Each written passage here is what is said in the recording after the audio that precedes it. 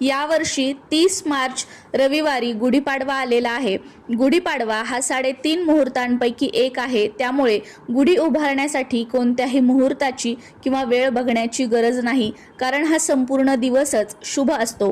गुढी ही शक्यतो सकाळी सूर्य उदयावेळेस उभी करावी, तेव्हा शक्य नाही झालं तर जोपर्यंत कोवळं ऊन असतं तोपर्यंत उभारावी, पण शक्यतो भर दुपारी किंवा वाटेल तेव्हा गुढी जी आहे ती उभारू नये। सकाळी गुढी उभारली तर दिवसभर ती आपल्या दारासमोर, अंगणात किंवा तुम्ही बाल्कनीमध्ये गच्चीवर उभारलेली असेल तर ती राहते।